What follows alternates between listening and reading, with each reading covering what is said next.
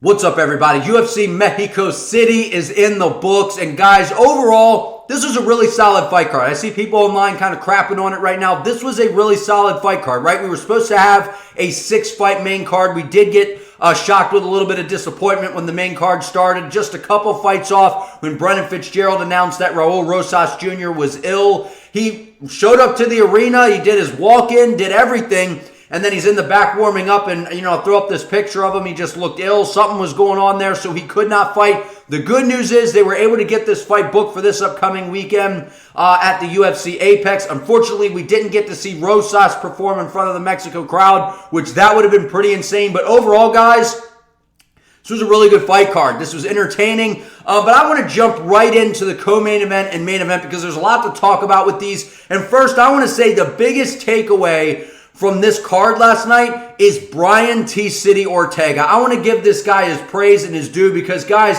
what he was able to do last night is nothing shy of spectacular, right? When we see in the NFL, we see a comeback player of the year. If there was a comeback fighter of the year, I don't even know if that's an award, but if it is, it needs to go to Brian Ortega, man, to go through what this guy's been through over the past several years, right? I mean, when we saw him, at UFC 266, the Ultimate Fighter with Volkanovski, all the adversity that he's battled, right? In his personal life, inside the octagon, he just seems like every time he fights, he sustains some sort of serious injury that keeps him sidelined for an extended period of time. What we saw from Ortega last night, man, was spectacular. It was sensational. He faced a lot of adversity, starting with the introduction from Bruce Buffer, man. I mean, he jumps up in the air as he's getting introduced, comes down awkward, rolls his ankle, and in that moment, I'm like, you got to be kidding me. This is one of the most Brian Ortega things we've ever seen. He gets hurt in the introduction. I'm like, did he just bust his ankle or something like that to where this is going to affect the fight? I was scared there for a minute. He gave his coaches a look like, oh, man, this isn't good. And I'm like, okay, but he seemed to kind of shake it off a little bit. And I think that kind of messed with his head a little bit, right? The guy's been away for so long. I was worried about what was that time away going to do for Brian Ortega, because the one thing I noted in my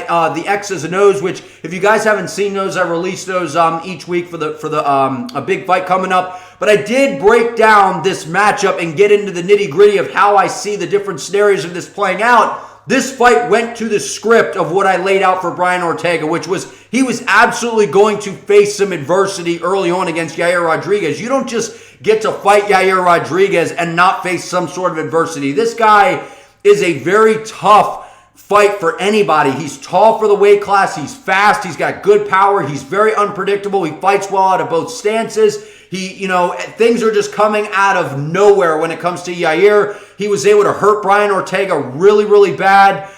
Dropped Ortega. He was in some danger, and I was concerned there for a minute from Ortega. But really oddly, I feel like Ortega was in his head a little bit from rolling his ankle. I think that kind of messed with him a little bit, messed with his psyche a little bit. And then him getting hurt against Yair, he took some nasty kicks to the body, some nasty knees in the clinch. And then outside of that, we just saw a different Brian Ortega after that. After him getting seriously hurt, he just dominated the rest of the fight, it seemed like. I mean, and that most of the first round seemed to go to Yair, but towards the tail end, Brian Ortega started to pour it on. I still give that round, obviously, to Yair for the amount of damage that he landed, but from there on out, man, it was Brian Ortega's fight. His movement was good. His pressure was outstanding. His boxing, I've said Brian Ortega's striking improves every single time we see him step in there. His boxing looked good. His hands were fast. He was landing good short shots inside on Yair, his pressure. And one thing I noted, I kept watching that first fight back between Yair and Brian, and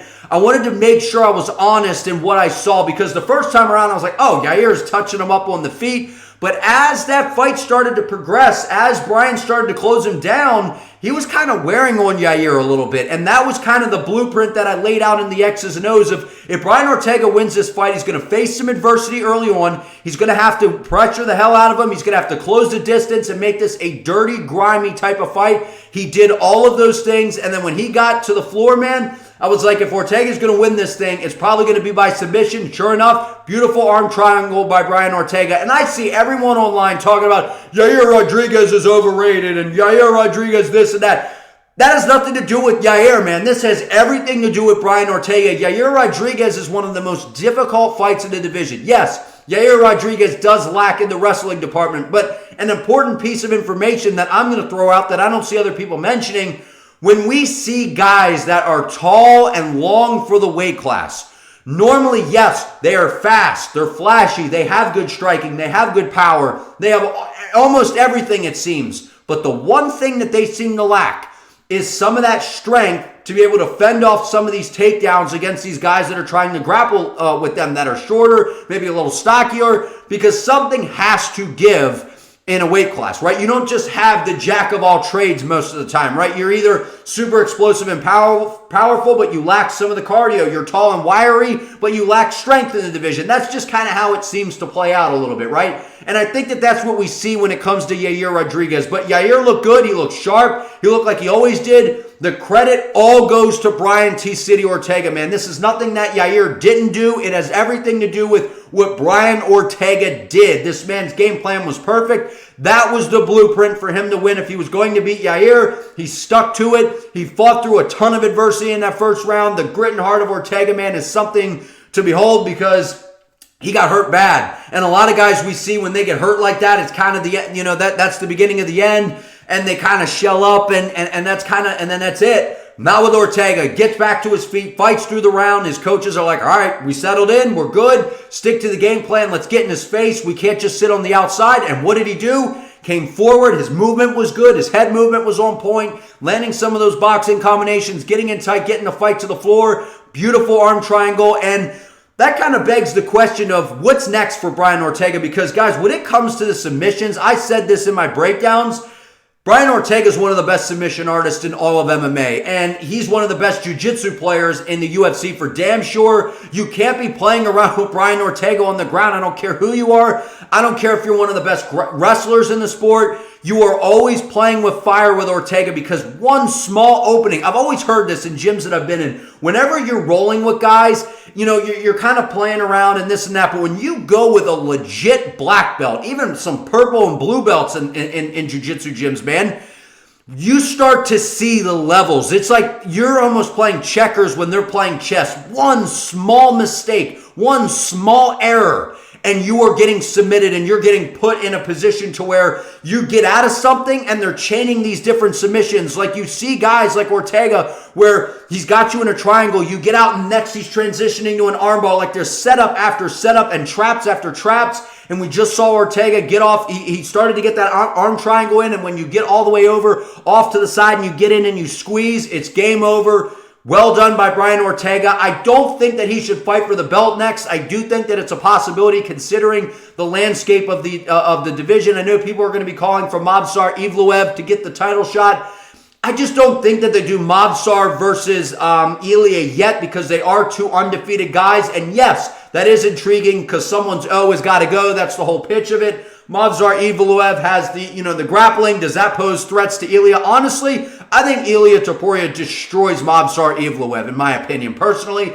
But I think that Brian Ortega, it would serve him well to have another fight before he fights Ilya Topuria, because Topuria is a monster, man. He's an absolute monster. But some of the issues that I see here, which I'll lay out, and then we're going to talk about the main event here, is Brian Ortega was number 4, and he just fought Yair Rodriguez, number 3, who was, an interim champion. Yes, he did lose to Volkanovski, but he's top of the heap in the division. So you're going to ask Brian Ortega, coming off that layoff, getting a big win over Yair Rodriguez, putting a stamp on it by finishing him. You're going to ask him to fight back in the rankings? I don't see that happening. I think Volkanovski is going to be away for a while. Hopefully, maybe towards the end of the year, we'll see a return from Volk. Does he get that immediate rematch against Ilya? I'm sure if he wants it, the UFC makes it happen. I don't think that's the best option for Volk. But honestly, guys, I would like to see Brian Ortega versus Movsar Evloev. And then they could do Ilya maybe versus Volk later in the year. Although I don't want to see that for Volk. I'm just saying what I think the UFC might do. They do that rematch in Spain. And then we have Brian Ortega versus Movsar. Maybe that's like the co-main on that card. And then the winner will face, Ilya or Volk, whoever the winner is there. But again, Brian Ortega versus Ilya Topuria, it's a big fight. I don't think that Ortega should fight for the belt next, but again, a big fight. Brian Ortega versus Ilya in Spain, it's a pretty big fight. It's a pretty big fight, but again, I think Ortega needs another win first, but again, I see it. It's kind of odd the position he's in considering he's number 4 and he just did beat one of the most dangerous guys and the former interim champ in Yair Rodriguez. Okay, moving on. Main event. Brandon versus Brandon, Moreno versus Royval, and guys, we got to talk about this because I know that I've seen online a lot of people are kind of like robbery, and I thought Moreno won, I thought Royval won. Well, first I would go on the record saying that I did score this 48-47 for Brandon Royval. And I see I'm throwing up the judges' scorecards here for you. I mean, we can see what Mike Bell scored it. He's got it 48-47 Brandon Royval, which is what how I scored it. Then we have Junichiro Kamijo. He gave it 49-46 Moreno. I don't get that scorecard at all. I thought that this was a 48-47, pretty cut and clear decision, in my opinion, that if you would have went with Moreno, fine, but not 49-46, in my opinion. I thought that this was a 48-47 type of decision. Then we move on to Chris Lee, who had it 48-47 Brandon Royval, which is how I scored this thing. Okay, when we look at this fight, I want to point out, first of all, that the first round was very awkward for Brandon Moreno, right? I think that a lot of that, based off of the way Brandon Moreno approached the second round, he was being very cautious. He was kind of moving on the outside. He knew that Royval knows, basically whoever won this fight was going to probably get a title shot next because the flyweight division's kind of stale. It's just kind of the same guys over and over and over again. But unfortunately, that's kind of the way it is at the moment. But basically, the winner's probably going to be fighting Alessandro Pantoja next. That was the mindset coming into this. I think Moreno knew. He's like, I got 5 rounds. I'm in my arena here. Everyone's rooting for me. I don't want to let the emotions get the better of me. Let me have a slow boxing-like approach to this matchup, which I think is what we saw in the first round, which I'm like, okay, this isn't that weird to me. He's trying to have Royval chase him, try to get the timing, pick up on it. Know that Royval was a lot more confident than the first time around when these guys fought.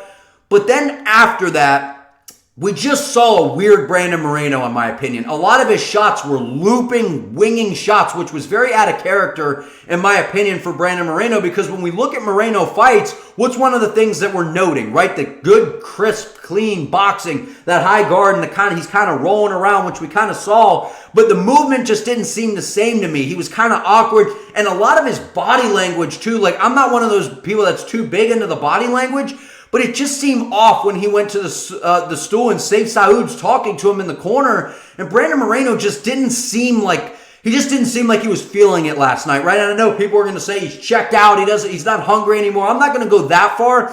I just think it was one of those nights where we see a Brandon Moreno that just wasn't feeling it as much. And guys, I'm not trying to toot my own horn, but I mentioned leading up to this matchup, I had some concern when guys are on a big card, in a big spotlight. Yes, Moreno has been in numerous title fights, but when you are in front of a crowd, in front of your home people, basically, that are all there rooting for you, you're the star of the show, it just seems to have a different impact on people in terms of the adrenaline dump. We just see guys that they're not themselves in these matchups, right? I know that Brandon Moreno is obviously a way different fighter than Mike Malott, but we saw what happened when Malott fought in front of his hometown in Canada. We saw what happened, that adrenaline dump, the nerves. It's a little bit different. I'm not saying that's necessarily what happened here with Moreno, but maybe it's something to consider, because what we saw from Brandon Moreno last night was a very odd and out of character Moreno. He just didn't look like himself. A lot of the winging shots, he was getting a warning in the first round from Herb Dean to engage with. I thought was a little bit ridiculous, Herb. I mean, it's the first round. He's moving.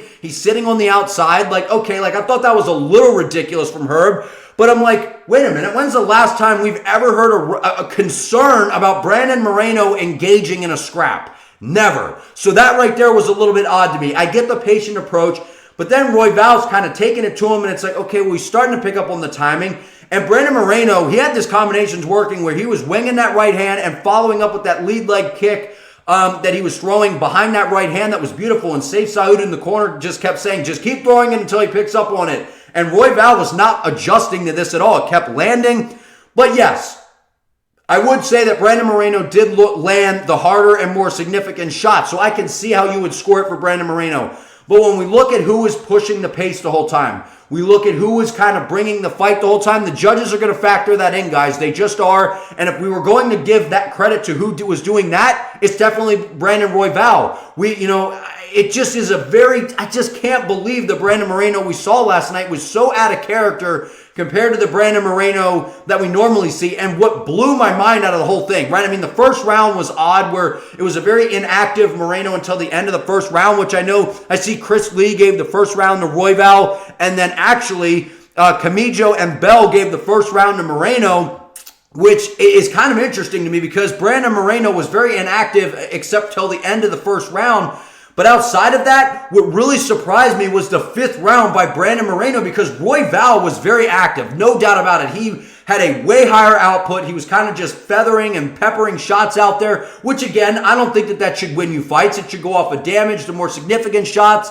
But again, Brandon Royval did land some good shots. Those body kicks, he was throwing those knees. So people that are like, oh, well, Royval didn't land anything significant. Yes, he did. He landed some good knees. That body kick was really working. That jab started to add up after a while. But Brandon Moreno, he was winging a lot of shots. It just was very an odd performance from Moreno. And what really blew my mind was how Moreno just coasted through the fifth round. He had like no urgency. It's almost like his coach is Saif Saud is like, man, this is a close fight. We need this round. He's like, do you want your belt back? And Brandon comes off the stool and just there's no urgency. There was no urgency at all. It's like he just thought in his mind, like, I'm up, I'm cruising, I'm just going to survive this round and I'm going to win on the judges' scorecards. And then he was like surprised that Royval won the fight. And I'm like, dude, your coach literally told you had to put your foot on the gas. You had to stamp this thing in order to get the win. And we didn't see that urgency. Overall, really bizarre performance by Brandon Moreno. But we got to give the credit to Brandon Royval, man, because at the end of the day, he goes in there. He got beat by Moreno the first time. He did suffer an injury. I thought Moreno was going to have more success in the grappling. That just shows the evolution in the game of Royval, man. He's getting better with the takedown defense. When you take his back, he gets right up, climbs up, fights the hands, gets the hands off the waist. He's up against the fence, turns you off, and gets back to space, which all that's going to be important because his next fight is probably going to be against Alessandro Pantoja. I would imagine that probably comes pending any serious injuries, maybe a broken foot or something like that of Royval. I could see that fight happening at UFC 301 in Brazil. I think it's a good fight. Obviously, we already saw it, and it's not the most exciting thing. But again, Royval, his takedown defense has gotten better. But what we've seen from Pantoja, he seems to have a strength advantage over Moreno and Royval, and a little bit of a power difference, which tends to be what separates Pantoja from those guys. But again, impressive performance by Royval to go to Brandon Moreno's crowd, man, and be able to take the W. Really good performance, good fights all around, guys. I thought this was a great card. There were a lot of great moments throughout the fight. Some terrible corner advice in, Prado in his corner, man. Oh, you don't need your eyes. Have you ever, I'm sure I think you need your eyes, man, in order to fight. That was some of the worst corner advice I've ever heard. But overall, excited they were able to get that Raul Rosas Jr. fight back on the books against Ricky Turcios, because I think that's a great matchup. But I want to hear what you all think about UFC Mexico City. Did you like the card? What did you think of the co and main events? And what do you think next for Brian Ortega? You think he fights for the belt? Or what other matchup would you like to see for him in the featherweight division? But I appreciate you all. Subscribe to the channel. See you next time.